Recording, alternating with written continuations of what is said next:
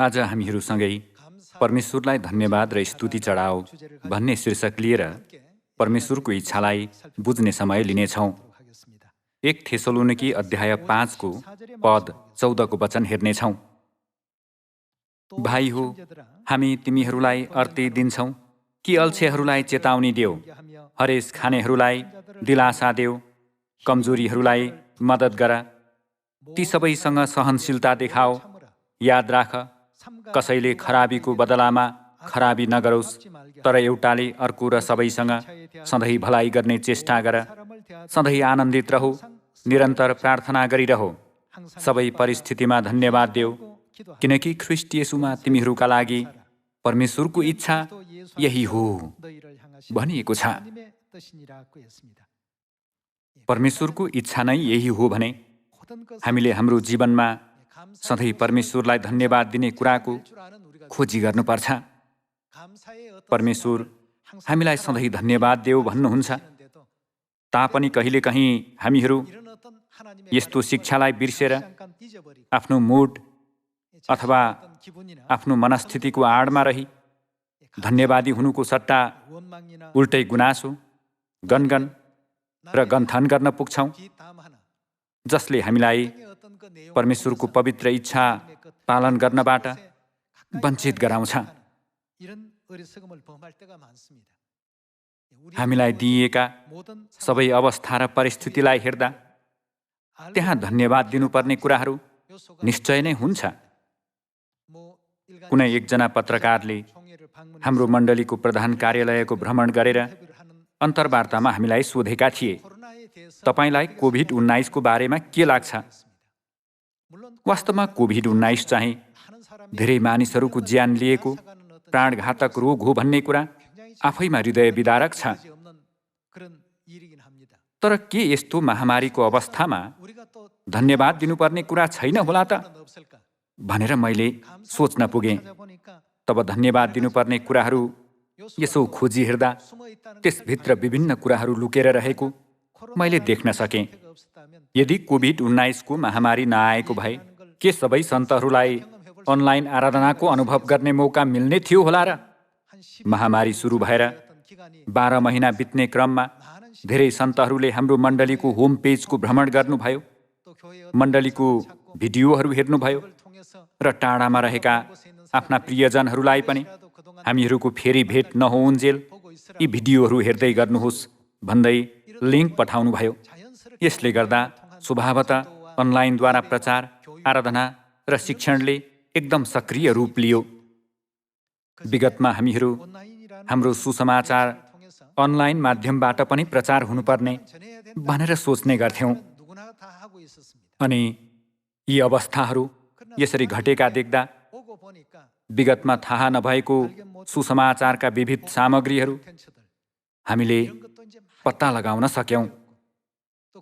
अहिले आफ्ना परिवार, साथीभाइ तथा चिनाजानाहरूलाई अनलाइन प्रवचनका लिङ्कहरू पठाएर अनलाइन प्रचारद्वारा धेरै सन्तहरूले अनुग्रहात्मक फलहरू फलाइरहनु भएको छ भन्ने शुभ खबरहरू धेरै सुन्नमा आउँछ।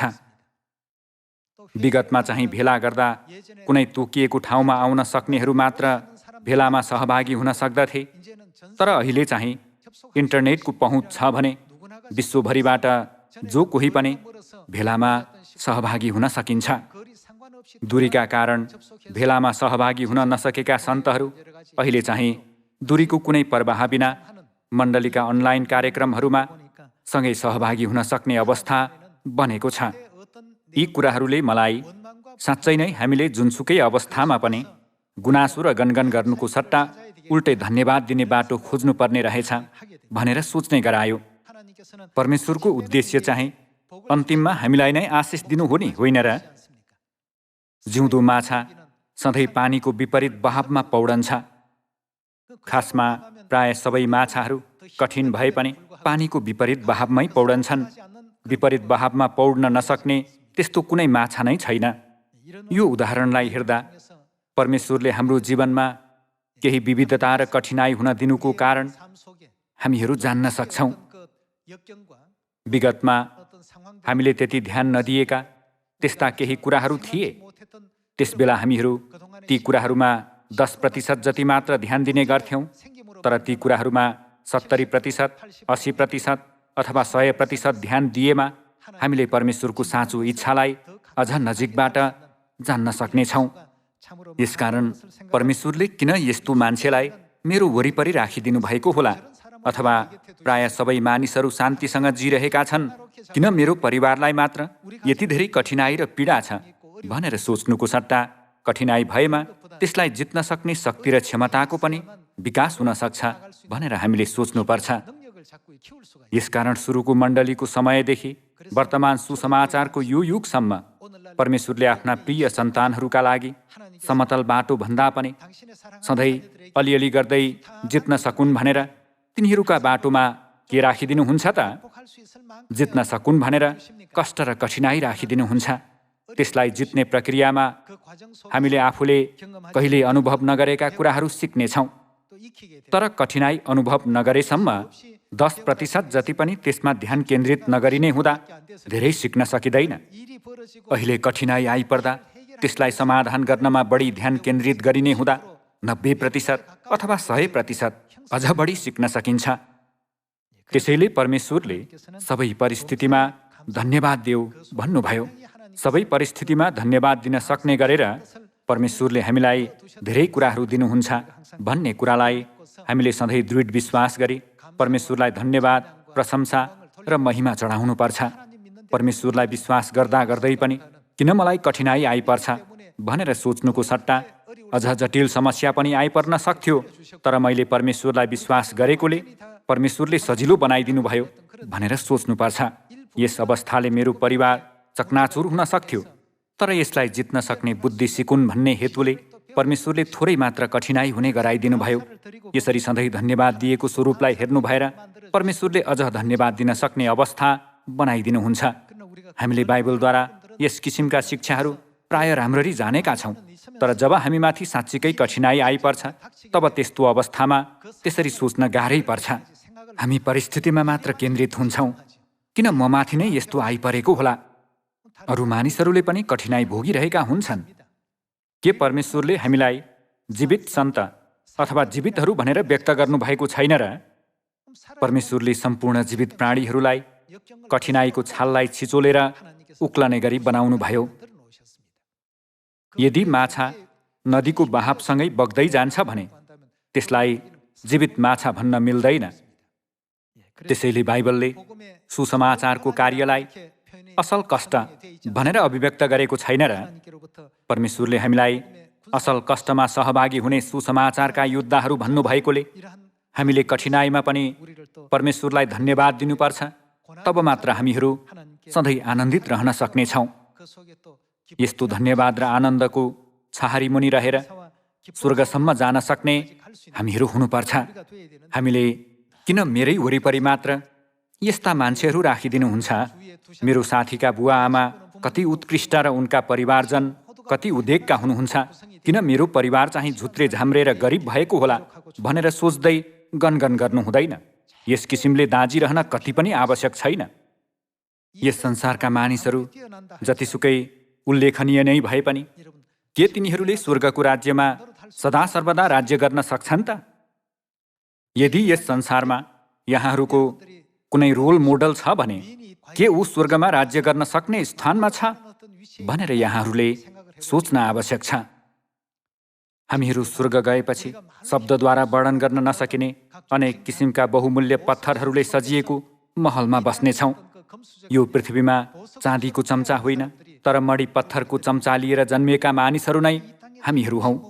तर यो पृथ्वीमा एकैछिन रहने क्रममा त्यसको भूमिकालाई राम्ररी निर्वाह गर्न नसकी हामीहरू धन्यवाद दिनुको सट्टा उल्टै गुनासो र गनगन गर्न पुग्छौँ।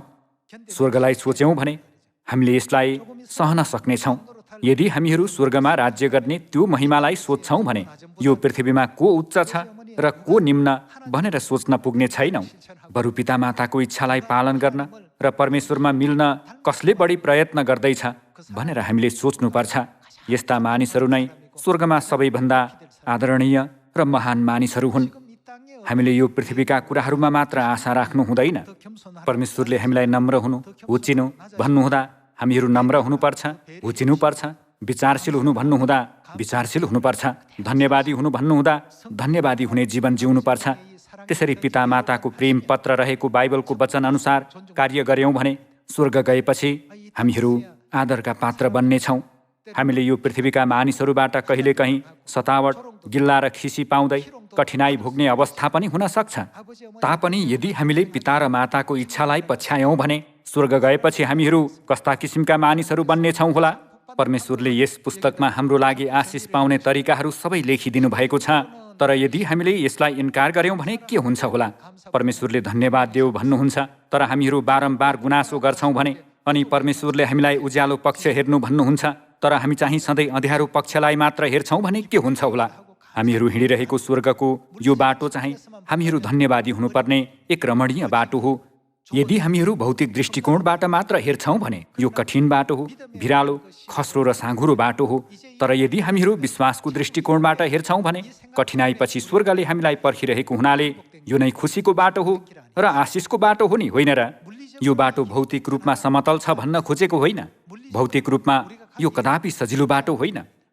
तर जब हामी त्यो बाटोलाई विश्वासले ढाकेर स्वर्गलाई सोच्दछौँ, तब हाम्रो बाटो खुसी र उमङ्गको बाटो बन्नेछ। दाजुभाइ तथा दिदीबहिनीहरू, कुनै अपराधीको फाँसी स्थलसम्म जाने बाटो 1 किलोमिटर रहेछ भनेर मानिलियौँ। त्यो चाहिँ नरकभन्दा अझ कठिन बाटो हो, पृथ्वीमा सबैभन्दा पीडादायक बाटो हो। तर यदि त्यो बाटो चाहिँ आफूले 30 वर्षदेखि नदेखेको आफ्नो परिवार अथवा आफ्नो प्रेमी प्रेमिकालाई भेट्ने बाटो हो भने त्यो कस्तो बाटो बन्न पुग्छ त? 1 किलोमिटर लामो ढुङ्गेनी बाटो नै भए पनि त्यसलाई कदापि कठिन बाटो मानिँदैन नि। उस्तै वातावरण भए पनि आफ्नो विश्वासको आधारमा त्यो फरक देखिन्छ। हामी हिँडिरहेको यो बाटो पीडादायक र कष्टकर छ भनेर सोच्नुभन्दा भविष्यमा परमेश्वरले हामीलाई दिनुहुने संसारलाई सोच्दै आज पनि धन्यवाद, पिता र माताभित्र रहन पाएकोमा म खुसी छु, सियोनमा बोलाइदिनु भएकोमा धन्यवाद, अनन्त जीवन र मुक्तिको आशिष दिनुभएकोमा धन्यवाद भनौँ। दाजुभाइ तथा दिदीबहिनीहरू, सोच्ने हो भने धन्यवाद दिने कुराहरू हजारौँ लाखौँ छन्। तर यदि हामीहरू सानो कुराको लागि परमेश्वरको अनुग्रह र आशिषलाई सजिलै लत्याउँछौँ भने हामीहरू एसावभन्दा अझ खराब मानिस बन्न पुग्छौँ। धन्यवादी हौँ, वरिपरिको वातावरणलाई नहेरौँ। पृथ्वी शरणनगर भएकोले यो ठाउँ चाहिँ भन्ने बित्तिकै सबै कुरा पुरा हुने स्वर्ग जस्तो संसार होइन। हामीहरू स्वर्ग गयौँ भने आफूले चाहेको सबै कुरा गर्न सक्नेछौँ। परमेश्वरले त्यस्तो प्रणाली बनाएर राखिदिनु भएको छ। अहिले हामीहरू कृत्रिम बौद्धिकता एआईको युगमा जिरहेका छौँ नि, होइन र? आदेश दिने बित्तिकै राइस कुकरले भात पकाउँछ अनि रोबोट भ्याकुमलाई भन्यो मात्र भने त्यसले सबै सरसफाइ गरिदिन्छ। हुन त मैले त्यो प्रयोग गरेको त छैन, तर यस्ता कुराहरू बनिसकेका छन् भन्ने सुनिँदैछ। यस्तो संसारभन्दा अझ कल्पना गर्न नसकिने, कति पनि तुलना गर्न नसकिने त्यस्तो संसार अब चाँडै नै हाम्रो हुनेवाला छ। हामीहरू खुसी हुँदै धैर्य गर्नुपर्ने कारण पनि यही नै हो नि, होइन र? हामीले धैर्य गर्नुपर्ने कारण छ, सहनुपर्ने कारण छ, अनि विचारशील हुनुपर्ने पनि कारण छ। के हामीहरू आफू हुचिनुपर्ने कारण छैन होला त? हामीले यस्ता कुराहरूलाई बुझ्न नसकी सधैँ भौतिक दृष्टिकोणको आधारमा निर्णय गर्न खोज्ने भएकाले हामीहरू आफ्ना आँखा अघि भएका कुराहरूलाई मात्र हेर्न पुग्छौँ। त्यसैले कहिलेकहीँ काम धेरै भएकोले दिक्क लाग्न सक्छ। खासमा त्यो चाहिँ काम धेरै भएकोले होइन कि कामलाई मिलाउन नसकेकोले त्यस्तो लागेको हो। काम राम्ररी मिलाउन नसक्दा दिक्क मान्न पुगिन्छ। यसकारण परमेश्वरले सधैँ धन्यवादी र आनन्दित रहो भन्नुभयो। हिजो आज कोरोनाको महामारीले गर्दा धेरै मानिसहरूले जागिर गुमाएर अहिले रोजगारको खोजीमा भौँतारिरहेका छन्। तर पितामाताले हामीलाई स्वर्ग जाने त्यो दिनसम्मै नथाकिकन कार्य गर्न सक्ने अवस्था दिनुभएको पनि कति धन्यवादको कुरा हो। यदि हामीहरू धन्यवाद दिँदैनौँ भने लगातार सांसारिक सोचाइ मात्र लिन पुग्नेछौँ। बाहिरी वातावरण जतिसुकै परिवर्तन भए पनि स्वर्ग राज्य कहिल्यै परिवर्तन हुँदैन। स्वर्ग चाहिँ सधैँ उही ठाउँमा हुन्छ। त्यो स्वर्गलाई हेर्दै अघि बढ्न सक्ने यहाँहरू र म जसरी पनि हुनुपर्छ नि, होइन र? हामी हिब्रू अध्याय 9 को पद 27 को वचन हेर्नेछौँ। जसरी मानिसको निम्ति एकपटक मर्नु निश्चित छ र त्यसपछि इन्साफ, त्यसरी ख्रीष्ट पनि धेरैजनाका पाप बोक्नलाई एकैपल्ट बलि हुनुभयो र उहाँ दोस्रो पल्ट देखा पर्नुहुनेछ, पाप बोक्नका निम्ति होइन तर उत्सुकतापूर्वक उहाँको प्रतीक्षा गर्नेहरूका उद्धारको निम्ति भनिएको छ। परमेश्वर दोस्रो पल्ट शरीर धारण गरेर यस पृथ्वीमा आउनुहुने यो अगमबाडीद्वारा हामीले एउटा कुरा सोच्न आवश्यक छ। यहाँहरूलाई मानसिक आघात, ट्रमा सायद थाहा छ होला। यो चाहिँ कसैले एक समय अनुभव गरेको पीडादायक घटनाप्रतिको एक किसिमको भावनात्मक प्रतिक्रिया हो, जसमा उही घटना नदोहोरिए पनि उस्तै परिस्थितिमा पर्दा जत्तिकैको पीडा हुन्छ। मानव जातिलाई बचाउन 2000 वर्ष अघि परमेश्वर शरीर धारण गरेर यो पृथ्वीमा आउनुभयो। यो पृथ्वीमा आउनु भएर उहाँले मानव जातिलाई स्वर्ग जान सकिने बाटो जान्ने गराउनुभयो, किनकि पापीहरू आफैले त्यो बाटो जान्न सक्दैनन्। उहाँले हामीलाई स्वर्गीय मानिस बन्ने तरिकाको बारेमा बुझाइदिनु भयो, तर यहुदीहरूले त्यस बेलासम्म सिकेको कुराभन्दा फरक किसिमले परमेश्वर आउनु भएकोले तिनीहरूले शरीरमा आउनुभएका परमेश्वरलाई काँडाको मुकुट लगाइदिए, उहाँको कोखामा भालाले घोचे र उहाँलाई क्रुसमा टाँगे। त्यो पीडा यति चरम थियो कि बाइबलमा प्रार्थना गरिरहनु हुँदा उहाँको पसिना रगतका ठुला ठुला थोप्ला जस्तै जमिनमा खसिरहेका थिए भनेर लेखिएको छ। कारण उहाँले त्यो कठिन परिस्थितिलाई सोचिरहनु भएको थियो। यो कुरा सोचाइमा मात्र सीमित रहेन, उहाँलाई कुर्रा लगाइयो, ठोकियो र क्रुसमा टाँगियो। मानिसहरूले उहाँको भित्री वस्त्र समेत चिट्ठा हाल्दै पालै पालो त्यो लगाए। मानिसले कहिल्यै महसुस गर्न नसक्ने त्यतिसम्म चरम पीडा र अपमान पिताले सबै सहनुभयो। यस्तो मानसिक आघात भएको ठाउँमा उहाँले फेरि आउने प्रतिज्ञा गर्नुभयो। यदि यहाँहरू बाटोमा जाँदा डाकुको फेला पर्नुभयो भने दिनमा होस् या त रातमा, के यहाँहरूलाई फेरि त्यो बाटो भएर जान मन लाग्छ त? तर हाम्रा परमेश्वर त्यस्तो मानसिक आघात भोग्नु भएको ठाउँमा फेरि आउनुभयो। उहाँ फेरि किन आउनुभयो त? के सुन प्राप्त गर्नलाई होला त? परमेश्वरलाई आघात पुग्नेसम्म निर्दयतापूर्वक व्यवहार गरिएको एकमात्र ग्रह नै यो पृथ्वी हो। यस्तो ठाउँमा परमेश्वर किन फेरि आउन चाहनु भएको होला? त्यो नै हाम्रो उद्धारको निम्ति हो भनेर भनिएको छ। उहाँ नआउनु भएको भए हामीले मुक्ति पाउन नसक्ने भएकोले आघात भोग्नु परे पनि आउनुभएका व्यक्ति नै हाम्रा परमेश्वर हुनुहुन्छ। दाजुभाइ तथा दिदीबहिनीहरू, परमेश्वरले हामीलाई गर्नुभएको यस्तो महान प्रेमलाई हामीहरू सोच्दछौँ भने हामीले भोगिरहेका सानातिना कुराहरू, दाजुभाइ दिदीबहिनीबाट पाएको असहजता र अन्यायपूर्ण व्यवहारलाई पनि हामीले जित्न सक्नेछौँ। हाम्रा परमेश्वरले चरम पीडा समेत सहनु भएर धैर्यतापूर्वक मौनतामा त्यो बाटो हिँड्नुभयो। तर यदि परमेश्वरका सन्तान हामीहरू त्यो बाटो हिँड्न सक्दैनौँ भने के हुन्छ होला? के हामीले परमेश्वरको इच्छालाई सही तरिकाले पछ्याइरहेका हुन्छौँ त? हामीले कम्तीमा एकचोटि सोच्नै पर्ने विषय हो जस्तो लाग्छ। मर्नुबाहेक अर्को विकल्प नभएका स्वर्गका पापीहरूको निम्ति चरम मानसिक आघात सहनु भएर स्वर्गीय पिता यो पृथ्वीमा फेरि आउनुभएको कुरालाई हामीहरू सोच्दछौँ भने अबको हाम्रो आगामी जीवन कस्तो हुनुपर्छ होला? के हामीले पिता र मातालाई अरू सन्तको लागि मात्र गरिदिनु भएर मेरो लागि चाहिँ किन नगरिदिनु भएको भनेर भन्छौँ होला त? हामीहरू सधैँ आनन्दित रहनुपर्छ। हामीले सधैँ धन्यवाद दिनुपर्छ। अब हामीहरू परिपक्व बन्नुपर्छ। यदि मेरो वरिपरि मेरो सबै अरावटलाई मान्ने मानिसहरू मात्र छन् भने मेरो निम्ति काँडाको मुकुटको भूमिका कसले निर्वाह गरिदिने? मलाई घोच्ने भालाको भूमिका कसले निर्वाह गरिदिने? के हामीले म पिताको स्वरूपमा मिल्छु, म माताको स्वरूपमा मिल्छु भनेर आत्मविश्वासका साथ भन्न सक्छौँ होला? यस किसिमका कठिनाइद्वारा हामीहरू परमेश्वरमा मिल्ने मानिसको रूपमा निरन्तर परिवर्तन हुनुपर्छ। यदि हाम्रा सबै पक्षहरू पितामाताको स्वरूपमा मिल्यो भने स्वर्गको ढोकालाई पहरा गर्ने स्वर्गदूतहरूलाई पनि अन्य कुनै कुराको जाँच गर्न आवश्यक पर्ने छैन। परमेश्वरको स्वरूपमा मिल्ने कुरा आफैमा वैधानिक प्रमाणपत्र हो। यो प्रमाणित चेक हो। पिता परमेश्वर र माता परमेश्वरका सन्तानहरू मात्र उहाँहरूको स्वरूपमा मिल्न सक्ने भएकाले स्वर्गदूतहरूले पनि यहाँहरूभित्र प्रवेश गर्नुहोस् भन्ने छन्। पितामाताले हाम्रो निम्ति हिँड्नुभएको त्यो बाटोलाई अनुग्रहात्मक रूपले पछ्याउन सक्ने हामीहरू हुनुपर्छ। त्यो प्रक्रियामा हामीले कसो गर्नुपर्छ त? धन्यवाद दिनुपर्छ। परमेश्वरले हामीलाई धन्यवादी हुन सकिने कुराहरू धेरै दिनुभएको छ, तर हामीले एकपटक पनि धन्यवाद नभनी उल्टै हरेक दिन मलाई यो भएन, त्यो भएन भन्दै गुनासो गर्नु हुँदैन। अपरिपक्व हुँदा हामीहरू पितामाता समक्ष मेरो लागि यो गरिदिनुहोस्, त्यो गरिदिनुहोस् भन्ने गर्थ्यौँ, तर अब चाहिँ परिपक्व भएकाले हामीले सबै कुरामा हजुरलाई धन्यवाद र प्रशंसा चढाउँदछु भन्नुपर्छ।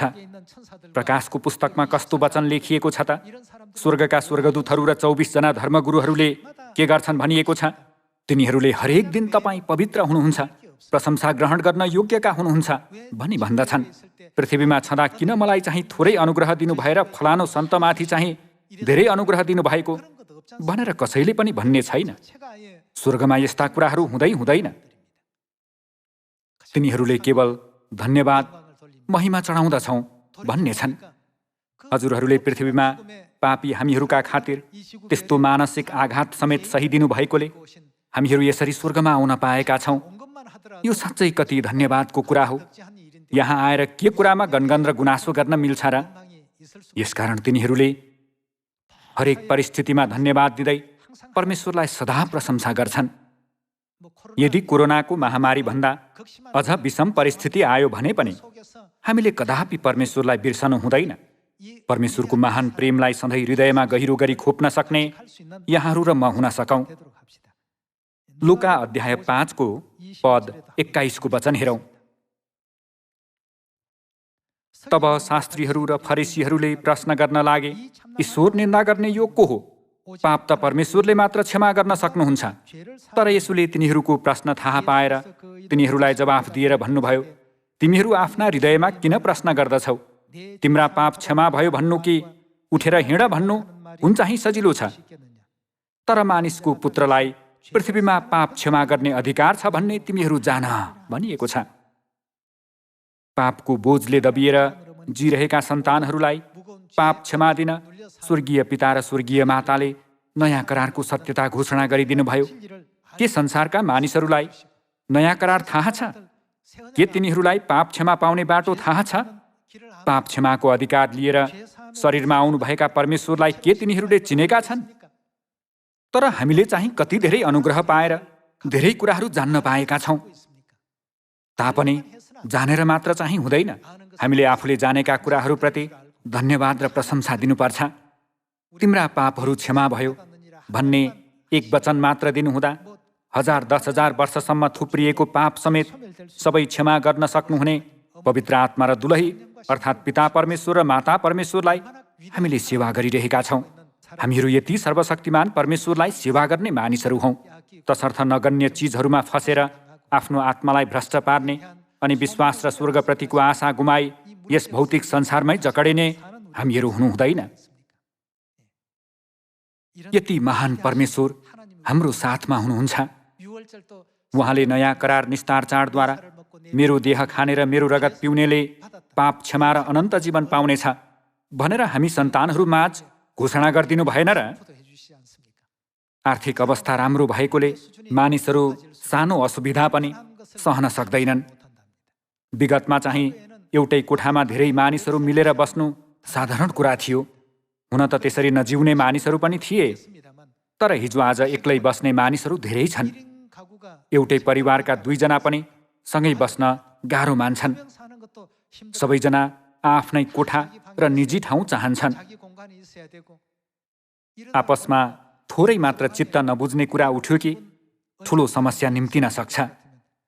यसकारण परमेश्वरले बाहिरी वातावरण जे जस्तो भए पनि सियोनका सन्तानहरूले चाहिँ सधैँ यी वचनअनुसार गर्नु, स्वर्गको राज्य चाहिँ यी वचनअनुसार आत्मिक तालिम राम्ररी पाएका मानिसहरूको निम्ति हो भन्नुभएको छ। त्यसैले नै परमेश्वरको वचन पालन गर भनेर बारम्बार भन्नुहुन्छ नि, होइन र? अहिले हामीहरू हाम्रो पापले गर्दा भौतिक ठाउँमा थुनिएर जिरहेका छौँ, तर भविष्यमा हामीहरू अनन्तको गृहनगर स्वर्ग फर्किएपछि परमेश्वरले यस भौतिक संसारमा हामीलाई धैर्यता आवश्यक पर्ने निराशाजनक अवस्थाहरू किन राख्नुभयो भन्ने कुरा हामीले बुझ्नेछौँ। यस्तो आशिष दिनको निम्ति पिता र माताले बाइबलद्वारा ती शिक्षाहरू दिनुभएको रहेछ भन्ने कुरा त्यति बेला जान्न सकिनेछ। परमेश्वरले 66 भागको पुस्तक बाइबलमा स्वर्ग गएर राम्ररी जिउने तरिकाबारे अभिलेख गरिदिनु भएको छ। हामीले ती शिक्षाहरूलाई निरन्तर कार्यान्वयन गर्नुपर्छ। त्यसो गर्न सक्ने यहाँहरू र म जसरी पनि हुन सकौँ। यी पछिल्ला दिनहरूमा पिता परमेश्वर र माता परमेश्वर सियोनमा आउनु भएर हामीलाई उहाँको मार्ग सिकाउनुभयो। हामीले उहाँहरूबाट सिकिरहेको यो एउटा कुराको निम्ति मात्र पनि हामीले धन्यवाद धन्यवाद भन्नुपर्छ। के अन्य मानिसहरूले परमेश्वरको शिक्षा सुन्न चाहे पनि सुन्ने मौका पाइरहेका छन् त? उहाँले हामीलाई आफ्नो मार्ग सिकाउनु हुनेछ। भनिएको वचन अनुसार यहाँहरू र मलाई चाहिँ परमेश्वर स्वयं आउनु भएर आफ्नो मार्ग सिकाउनु भयो। यदि हामीले उहाँको मार्ग नसिकेका भए, माता परमेश्वर हाम्रो छेउमै हुनु भए पनि हामीले उहाँलाई चिन्न नसके व्यर्थको जीवन जिरहेका हुने थियौँ, होइन र? सत्यता हाम्रो छेउमै भए पनि हामीले त्यो सत्यता हो भन्ने कुरा नजाने अन्य धेरै मानिसहरूले क्रिसमस मनाइरहेका छन्, हामी पनि रमाइलो गरौँ भनेर सोच्दै व्यर्थको जीवन जिरहेका हुने थियौँ, होइन र? यी सबै चाहिँ मानिसहरूलाई एक एक गरेर अन्त्यमा नरकतिर लैजाने कारकहरू हुन्। तिनीहरूका लागि अहिले चेतावनी स्वरूप लगातार रातो कार्ड देखाइएको भए पनि तिनीहरू त्यसलाई बेवास्ता गर्दै उही कार्यलाई दोहोऱ्याइरहेका छन्। तर हामी चाहिँ पिता माताबाट सिकाइएकाले यो चाहिँ स्वर्ग जाने बाटोमा हामीलाई चेतावनी स्वरूप दिइएको कुरा भएकोले हामीले कदापि त्यसो गर्नु हुँदैन भनी हामी सोच्दछौँ। हामीहरू परमेश्वरबाट सिकाइएका छौँ भन्ने यो एउटा यथार्थता मात्र पनि हामीहरू सधैँ हर्षित हुँदै धन्यवाद र प्रशंसा चढाउन पर्याप्त हुने कारण बन्न सक्छ भनी सोच्दछु। पछिल्ला दिनहरूमा दर्दनाक अवस्था भोग्नु परेको यस्तो संसारमा परमेश्वर फेरि आउनु भएर हामीलाई आफ्नो मार्ग सिकाउनु भएको यो कुरालाई सोच्दै पछि हामीले मुरीमुरी धन्यवाद र महिमा चढाउँछु भन्नुपर्छ। यसबाहेक हामीले माता मलाई यो कुराले गाह्रो बनायो, मलाई चोट लाग्यो, यो कुराले गर्दा मलाई पीडा भयो भनिरहन आवश्यक छैन। यस्ता कुराहरू भन्नुको सट्टा बरु हामीहरू सबै परिस्थितिमा धन्यवाद दियौँ। कोरोना महामारी भए पनि नभए पनि हामी चाहिँ यो महामारी हुनुमा कुनै कारण छ, त्यसैले यसो भएको हो भनेर सोचौँ। यस्तो अवस्थामा पनि पिता मातालाई धन्यवाद चढाउने बाटो पत्ता लगाउनको निम्ति दाजुभाइ दिदीबहिनीहरूलाई मद्दत गर्ने हामीहरू हुनुपर्छ। 2 कोरिन्थी अध्याय 6 को पद 16 मा हेरौँ। मूर्तिहरूसँग परमेश्वरको मन्दिरको के सम्झौता? किनभने हामी जीवित परमेश्वरका मन्दिर हौँ। जसरी परमेश्वरले भन्नुभएको छ, म तिनीहरूमा बास गर्नेछु र तिनीहरूका बीचमा हिँडडुल गर्नेछु र म तिनीहरूका परमेश्वर हुनेछु अनि तिनीहरू मेरा प्रजा हुनेछन्। यसकारण तिनीहरूका बीचबाट निस्केर आऊ र तिनीहरूबाट तिमीहरू अलग हो। परमप्रभु भन्नुहुन्छ, अशुद्ध कुरा केही नछो र म तिमीहरूलाई ग्रहण गर्नेछु। म तिमीहरूका के हुनेछु त? पिता हुनेछु र तिमीहरू मेरा छोराछोरीहरू हुनेछौ। सर्वशक्तिमान परमप्रभु भन्नुहुन्छ भनिएको छ। परमेश्वर हाम्रा पिता हुनुभयो र उहाँले हामीलाई नयाँ करार निस्तार चाडद्वारा आफ्नो देह र रगत दिनु भएर स्वर्गदूतहरूले समेत चिन्न सक्ने गरी आफ्ना छोराछोरी बनाउनु भयो। दाजुभाइ तथा दिदीबहिनीहरू, गनगन र गुनासो गर्नुपर्ने कुरा केही छ र? हामीहरू मर्नु बाहेक विकल्प नभएका स्वर्गका पापीहरू हौँ। आफ्नो सिंहासनलाई परमेश्वरको सिंहासनभन्दा उच्च पार्न खोजेको प्रभातको पुत्रको जस्तो घमण्डी मन लिएर हामीले परमेश्वरको विरुद्धमा पाप गरेकाले हामीहरू यस पृथ्वीमा धपाइयौँ। साँच्चै भन्नुपर्दा हामीहरू मृत्यु भोग्नै पर्ने पापीहरू हौँ। यस्ता पापीहरूलाई पितामाताले तिमी मेरो छोरा हौ, तिमी मेरी छोरी हौ, म तिमीहरूका पिता हुँ, म तिमीहरूकी माता हुँ भन्नुभयो। यस्तो मन लिएर पितामाता हामी कहाँ आउनुभयो र उहाँहरूले हामीलाई आफ्ना छोराछोरीको रूपमा स्वीकार्नुभयो। दाजुभाइ तथा दिदीबहिनीहरू, योभन्दा महान अनुग्रह कहाँ छ र? हाम्रा सन्तहरूले सत्यतालाई निन्दा अथवा इन्कार गर्ने जस्तो अवस्था होइन भने हामीले उनीहरूलाई सही दिनुपर्छ। हामी सबैमा कुनै न कुनै कमजोरी छ। फलानो सन्तमा मात्र होइन, ममा पनि कमजोरी छ। अरूले हामीले भन्दा अझ राम्ररी गर्न सक्ने कुरा पनि हुन्छ भने हामीले जतिको राम्ररी गर्न नसक्ने कुराहरू पनि धेरै हुन्छ। हामी सबैजना यस्तै अवस्थामा भएकोले अरूको कमजोर पक्षलाई भरिदिन हामीले एकअर्कालाई सहयोग गर्नुपर्छ। हामीहरू विश्वासभित्र एकअर्काका असल दाजुभाइ दिदीबहिनीहरू हुनु परेन र? अहिले समाजको माहौल निराशाजनक छ। तर यस्तो निराशाजनक सुरुङभित्र समेत परमेश्वरलाई धन्यवाद चढाउने अनि कोरोना महामारीको बावजुद उज्जवल भविष्यतर्फ लम्कन सक्ने ठुलो आशा प्रदान गर्नुभएको कुरा साँच्चै पितामातालाई धन्यवाद नचढाइरहनै सकिन्न। भौतिक बाटो थोरै रुखो र चुनौतीपूर्ण भए पनि पितामाताले हिँड्नु भएको यो बाटोमा हामीहरू सधैँ हर्षित हुँदै हिँड्नेछौँ भनी आशा गर्दछु। सधैँ खुसी हुँदै धन्यवाद र महिमा धेरै दिन सक्ने सियोनका सबै पदासीन तथा जिम्मेवार प्राप्त व्यक्तिहरू लगायत समस्त दाजुभाइ दिदीबहिनीहरू भइदिन हुन अनुरोध गर्दछु। आजको वचनद्वारा अनुग्रह पाउनुभयो भन्ने आशा गर्दै प्रवचन समाप्त गर्दछु। धन्यवाद।